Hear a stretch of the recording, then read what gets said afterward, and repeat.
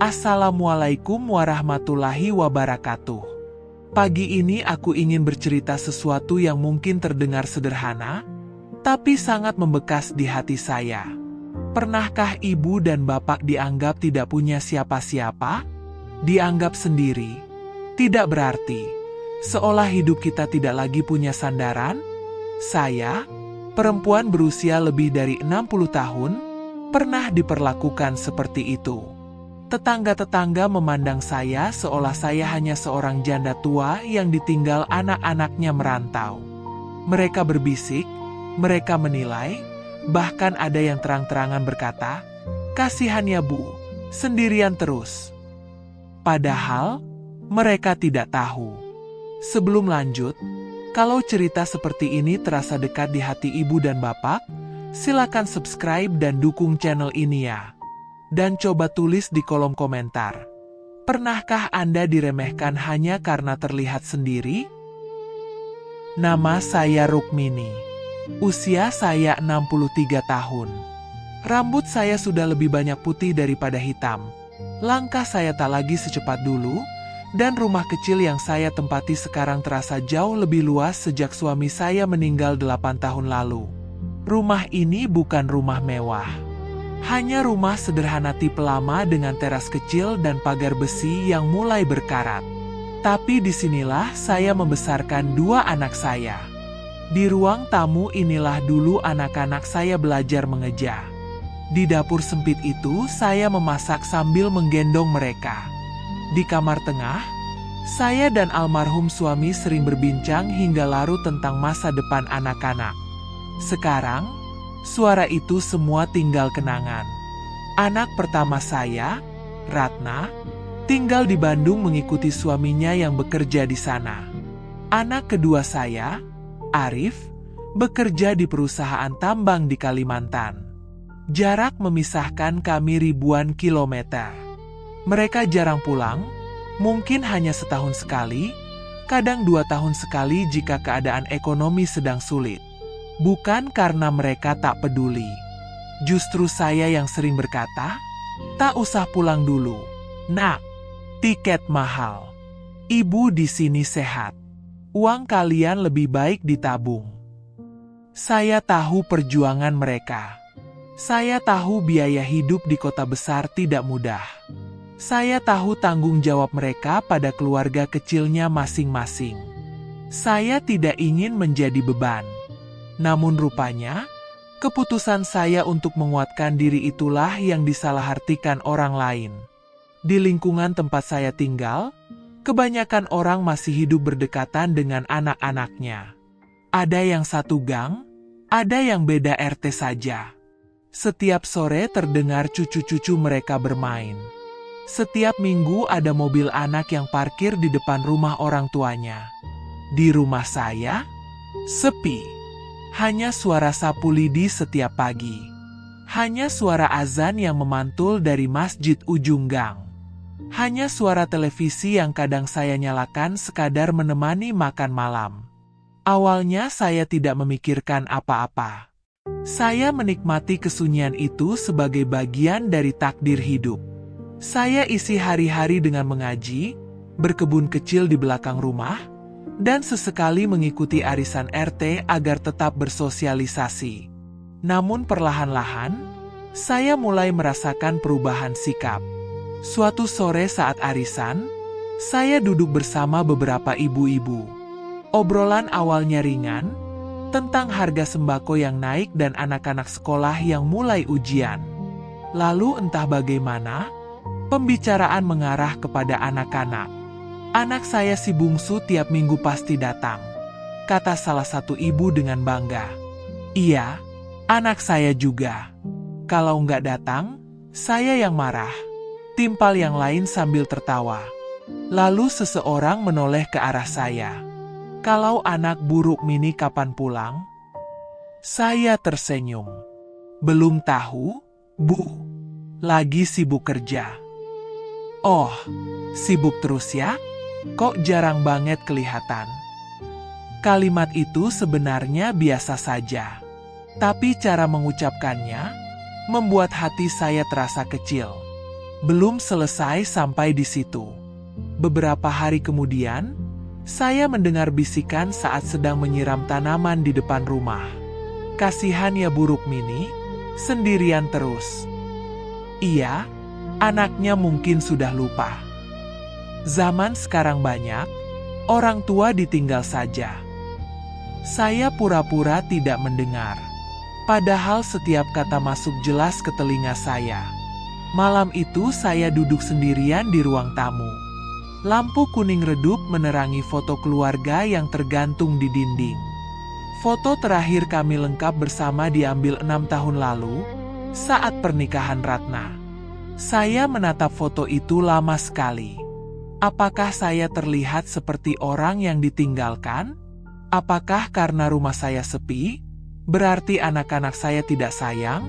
Konflik terbesar bukan pada omongan tetangga, tapi pada perasaan yang perlahan muncul dalam hati saya sendiri. Rasa ragu, rasa takut, rasa tidak dianggap. Puncaknya terjadi ketika suatu pagi saya diminta membantu persiapan acara 17 Agustus di lingkungan. Saat pembagian tugas, salah satu ibu berkata dengan nada setengah bercanda, setengah serius, "Bu Rukmini enak ya? Nggak perlu repot mikirin anak cucu. Fokus saja bantu-bantu di sini." Beberapa orang tertawa kecil. Saya ikut tersenyum, tapi hati saya terasa seperti diremas. Enak? Apakah mereka tahu bagaimana rasanya makan sendirian setiap hari? Bagaimana rasanya merayakan Lebaran tanpa suara anak yang memanggil, "Bu, maaf lahir batin"? Bagaimana rasanya menahan rindu karena tidak ingin anak merasa bersalah? Sepulang dari rapat itu, saya duduk di kamar dan menangis. Tangis yang tidak keras, hanya air mata yang mengalir pelan. Saya tidak marah pada anak-anak saya. Tidak pernah. Tapi saya marah pada keadaan yang membuat cinta harus diuji oleh jarak. Dan lebih dari itu, saya sedih karena orang-orang menilai hidup saya hanya dari apa yang tampak di mata.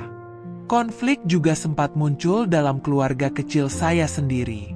Suatu malam, Arif menelepon. "Ibu, kalau memang ibu merasa kesepian, pindah saja ke sini." Saya terdiam. Di satu sisi, hati saya ingin dekat. Di sisi lain, rumah ini penuh kenangan bersama almarhum suami. "Tidak usah, Nak. Ibu di sini masih kuat." Tapi tetangga sering ngomong macam-macam kan, "Bu?" Ternyata anak saya tahu. Entah dari siapa ia mendengar. "Ibu tidak apa-apa," jawab saya, walau sebenarnya hati saya tidak sepenuhnya kuat. Setelah telepon ditutup, saya sadar satu hal. Konflik ini bukan hanya antara saya dan tetangga. Ini juga konflik batin antara mempertahankan harga diri, menjaga perasaan anak, dan menghadapi realita usia yang makin senja. Saya tidak ingin dianggap korban. Tapi saya juga manusia biasa yang punya rasa. Setiap pagi ketika saya membuka pintu dan melihat gang yang mulai ramai, saya menarik napas panjang. Saya berusaha tersenyum pada siapapun yang lewat. Saya tidak ingin menunjukkan luka. Suatu hari nanti, jika kesempatan itu datang, saya ingin dunia tahu bahwa saya tidak sendiri. Bahwa di balik rumah yang tampak sunyi ini, ada keluarga yang mencintai saya dengan cara mereka sendiri. Dan meski jarak memisahkan, ikatan darah tidak pernah benar-benar terputus. Hari itu sebenarnya dimulai seperti hari-hari biasa. Pagi yang tenang, suara burung gereja di atap, dan sinar matahari yang masuk malu-malu lewat jendela dapur. Saya bangun lebih awal, seperti kebiasaan saya sejak muda. Setelah salat subuh, saya menyeduh teh hangat dan duduk sebentar di kursi kayu dekat jendela. Sepi, tapi saya sudah terbiasa. Saya menyapu halaman, menyiram tanaman, lalu masuk ke kamar mandi untuk bersiap-siap karena rencananya ingin ke warung membeli beberapa kebutuhan dapur. Tidak ada firasat apa-apa. Tidak ada tanda-tanda bahwa hari itu akan menjadi titik balik dalam hidup saya. Semua terjadi begitu cepat. Lantai kamar mandi yang sedikit licin membuat kaki saya terpeleset. Tubuh saya terjatuh dengan keras. Pinggang saya membentur lantai. Seketika rasa sakit menjalar sampai ke punggung. Saya mencoba bangun, tapi tidak bisa. Istighfar. Hanya itu yang bisa saya ucapkan. Air mengalir dari keran yang belum sempat saya tutup. Saya terbaring di lantai dingin, menahan nyeri yang luar biasa. Saat itulah untuk pertama kalinya saya benar-benar merasakan takut.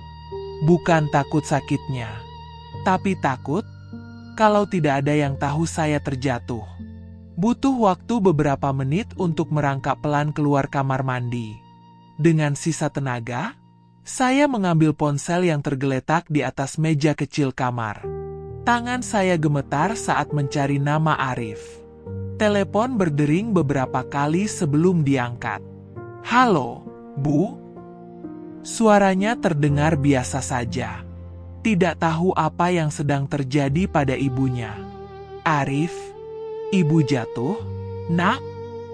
Hening sejenak. Lalu suaranya berubah panik. "Jatuh?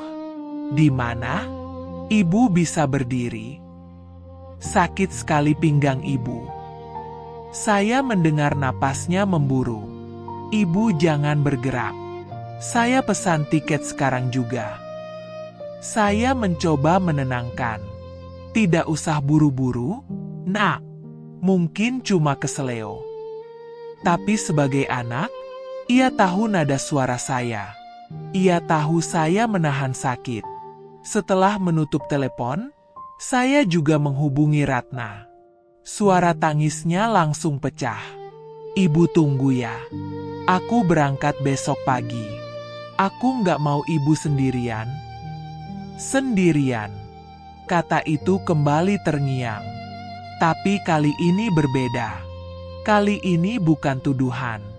Bukan sindiran, tapi ketakutan anak saya. Beberapa jam kemudian, tetangga depan rumah melihat pintu saya terbuka lama dan mendapati saya terduduk lemah di ruang tamu. Mereka membantu membawa saya ke klinik terdekat. Saya bersyukur masih ada yang peduli. Namun yang membuat hati saya benar-benar tersentuh adalah apa yang terjadi 2 hari berikutnya. Pagi-pagi sekali, saya mendengar suara mobil berhenti di depan rumah. Pintu pagar dibuka tergesa-gesa. Langkah kaki cepat mendekat. "Ibu!" Itu suara Arif. Belum sempat saya berdiri, ia sudah memeluk saya hati-hati, takut membuat saya kesakitan. Wajahnya terlihat lebih kurus. Matanya sembab, mungkin kurang tidur. Tak lama setelah itu, siang harinya Ratna datang bersama suaminya dan 2 anaknya. Rumah kecil saya yang biasanya sunyi mendadak penuh suara. Suara cucu saya memanggil, "Nenek." Suara menantu saya di dapur, "Bu, istirahat saja. Biar saya yang masak." Suara Arif yang menelepon kantor, meminta izin cuti lebih lama. Saya duduk di kursi ruang tamu, menyaksikan semuanya seperti mimpi. Beberapa tetangga mulai berdatangan menjenguk. Mereka melihat sendiri bagaimana anak-anak saya bergantian menjaga saya. Mereka melihat Arif yang dengan sabar membantu saya berdiri. Mereka melihat Ratna menyuapi saya obat dengan mata berkaca-kaca. Di ruang tunggu rumah sakit saat kontrol lanjutan, Arif duduk di sebelah saya sambil menggenggam tangan saya erat. "Ibu, kenapa selama ini ibu selalu bilang baik-baik saja?" Saya tersenyum lemah. "Karena ibu memang tidak ingin merepotkan kalian." Ratna yang duduk di seberang kami ikut bicara, suaranya bergetar. "Bu, kami ini anak ibu, bukan orang lain. Kalau ibu sakit dan tidak bilang, justru itu yang menyakitkan buat kami." Kalimat itu seperti menampar lembut hati saya. Selama ini saya ingin terlihat kuat.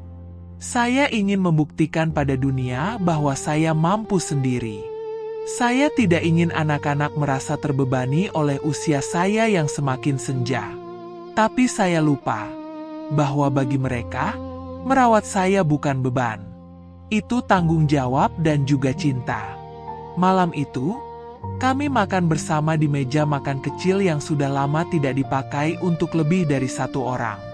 Cucu saya bercerita tentang sekolahnya. Arif membantu mencuci piring. Ratna memijat kaki saya perlahan. Saya memandang mereka satu persatu. Inilah keluarga saya. Mereka mungkin tidak selalu terlihat oleh tetangga. Mereka mungkin tidak sering parkir mobil di depan rumah saya setiap minggu. Tapi ketika saya benar-benar membutuhkan, mereka datang tanpa ragu. Keesokan harinya, salah satu tetangga yang dulu sering berkomentar berdiri di pagar sambil melihat suasana rumah saya yang ramai. "Wah, lengkap sekali ya Bu, anak-anaknya." Saya hanya tersenyum. Tidak ada rasa ingin membalas. Tidak ada keinginan menyindir. Hanya ada rasa hangat di dada. Di dalam kamar, sebelum tidur, Arif berkata pelan, "Ibu jangan pernah merasa sendiri. Walaupun kami jauh, hati kami tetap di sini." Air mata saya mengalir lagi. Kali ini bukan air mata kesedihan, tapi air mata syukur. Ujian jatuh di kamar mandi itu memang menyakitkan secara fisik. Tapi justru melalui kejadian itu, Allah memperlihatkan sesuatu yang sangat jelas. Cinta tidak selalu terlihat setiap hari, tapi akan nyata saat dibutuhkan. Dan saya sadar, saya tidak pernah benar-benar sendirian. Beberapa minggu setelah kejadian itu, kondisi pinggang saya berangsur membaik. Saya sudah bisa berjalan pelan tanpa bantuan, meskipun masih harus berhati-hati. Anak-anak saya akhirnya kembali ke kota masing-masing. Setelah memastikan saya benar-benar stabil dan tidak lagi kesakitan. Hari keberangkatan mereka terasa berat. Pagi itu rumah kembali dipenuhi koper. Ratna sibuk memastikan obat-obatan saya tersusun rapi di meja kecil dekat tempat tidur. Arif memeriksa kamar mandi, memasang alas anti licin tambahan, bahkan memperbaiki gagang pintu yang sudah lama longgar. "Ibu jangan keras kepala lagi ya," kata Ratna sambil memeluk saya erat. Arif menambahkan, "Kalau ada apa-apa, telepon. Jangan tunggu parah dulu." Saya mengangguk. Kali ini saya tidak lagi berkata, "Ibu baik-baik saja." Saya hanya menjawab, "Iya, Nak, Ibu janji." Saat mobil mereka perlahan menjauh dari gang rumah, hati saya terasa kosong, tapi berbeda dari sebelumnya. Dulu, setiap kali mereka pergi, yang tersisa hanya sunyi dan rasa kehilangan. Sekarang, yang tersisa adalah keyakinan. Saya tahu mereka ada. Rumah memang kembali sepi, tapi tidak lagi terasa hampa. Beberapa hari kemudian, saya mulai kembali beraktivitas ringan. Duduk di teras pagi hari, menyapu halaman, menyiram tanaman. Tetangga-tetangga yang lewat kini menyapa dengan nada berbeda. "Sudah sehat, Bu? Anaknya kemarin perhatian sekali ya, gantian jaga." Saya hanya tersenyum.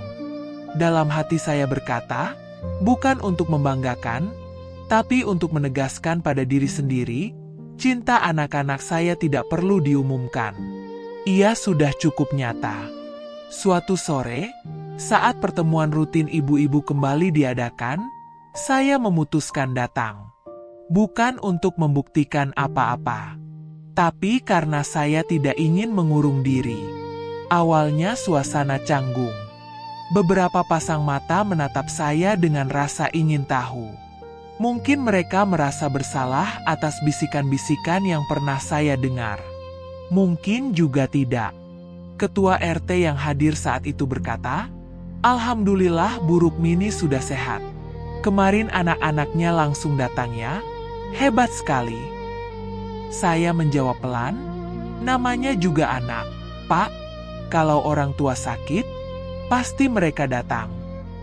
Tidak ada nada tinggi, tidak ada kesombongan. Hanya kalimat sederhana yang keluar dari hati. Di tengah obrolan, salah satu ibu yang dulu paling sering berkomentar tiba-tiba berkata, "Saya kira dulu ibu benar-benar sendirian. Maaf ya Bu kalau pernah salah paham." Kalimat itu membuat ruangan hening sejenak. Saya menatap wajahnya. Di sana tidak ada lagi nada meremehkan, hanya ada rasa malu dan mungkin sedikit penyesalan. Saya tersenyum lembut. "Tidak apa-apa, Bu. Kadang kita memang menilai dari yang terlihat saja." Percakapan sore itu menjadi berbeda. Bukan lagi tentang siapa yang paling sering dikunjungi anaknya, bukan lagi tentang siapa yang rumahnya paling ramai, tapi tentang bagaimana kita sebagai orang tua menghadapi usia yang semakin menua. Disitulah saya belajar pelajaran hidup yang sangat dalam. Selama ini saya terlalu sibuk menjaga harga diri di hadapan orang lain. Saya ingin terlihat kuat. Saya tidak ingin dianggap lemah. Saya tidak ingin anak-anak dinilai buruk hanya karena jarang pulang. Padahal yang terpenting bukan bagaimana orang lain melihat keluarga kita. Yang terpenting adalah bagaimana hubungan itu dijaga dengan tulus. Saya juga menyadari kesalahan kecil dalam diri saya sendiri. Selama ini saya sering berkata pada anak-anak, "Ibu tidak apa-apa, ibu kuat." Tanpa sadar, saya menutup ruang bagi mereka untuk menunjukkan bakti dan perhatian. Saya pikir saya sedang melindungi mereka dari beban.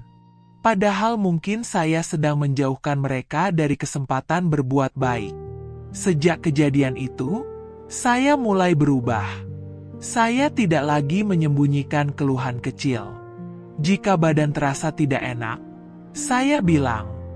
Jika saya rindu, saya sampaikan. Suatu malam saya menelepon Ratna hanya untuk berkata, "Ibu kangen suara cucu." Ia tertawa di seberang sana. "Kenapa baru bilang sekarang, Bu?" Dan sejak itu, panggilan video menjadi lebih rutin. Arif pun lebih sering mengirim pesan menanyakan kabar. Hubungan kami justru terasa lebih hangat setelah saya berhenti berpura-pura kuat. Tentang tetangga, saya tidak lagi menyimpan luka. Saya memilih memahami bahwa mungkin mereka tidak bermaksud jahat. Mereka hanya terbiasa melihat kehidupan dari sudut yang sempit. Rumah ramai berarti bahagia, rumah sepi berarti ditinggalkan. Padahal kenyataannya tidak sesederhana itu. Ada keluarga yang tinggal serumah tapi hatinya jauh. Ada juga keluarga yang terpisah pulau tapi hatinya saling menggenggam. Suatu sore, ketika saya duduk sendiri di teras dengan secangkir teh hangat, saya memandangi jalan kecil di depan rumah. Anak-anak tetangga berlarian, suara mereka riuh. Saya tersenyum. Dulu, pemandangan seperti ini membuat hati saya terasa perih. Sekarang tidak lagi. Saya tidak perlu membandingkan hidup saya dengan siapapun. Saya tidak perlu menunjukkan apapun secara berlebihan. Jika suatu hari anak-anak saya datang lagi dan rumah ini kembali ramai, itu adalah nikmat. Jika hari-hari saya kembali diisi kesunyian, itu pun bukan kutukan. Karena saya tahu satu hal pasti. Nilai seorang ibu tidak diukur dari seberapa sering anaknya terlihat di depan umum. Nilai seorang ibu tidak ditentukan oleh komentar tetangga.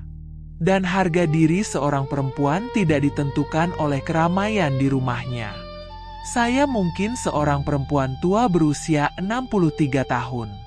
Langkah saya tidak lagi tegap. Rambut saya sudah memutih. Tapi hati saya kini jauh lebih kuat daripada sebelumnya. Saya tidak sendirian. Dan saya tidak perlu lagi membuktikan apa-apa kepada siapapun. Hari ini, rumah saya memang kembali sepi. Anak-anak sudah kembali ke kota masing-masing. Tapi hati saya tidak lagi kosong. Saya tidak perlu membuktikan apa-apa kepada siapapun. Karena saya tahu, ketika saya memanggil, mereka akan datang. Ketika saya lemah, mereka akan menguatkan. Dan bagi ibu dan bapak yang mungkin merasa diremehkan atau dianggap tidak punya siapa-siapa, ingatlah, nilai diri kita tidak ditentukan oleh pandangan orang lain. Kalau cerita ini menyentuh hati Anda, bagikan kepada orang yang Anda sayangi. Dan tuliskan di komentar, apa pelajaran yang paling Anda rasakan hari ini? Wassalamualaikum warahmatullahi wabarakatuh.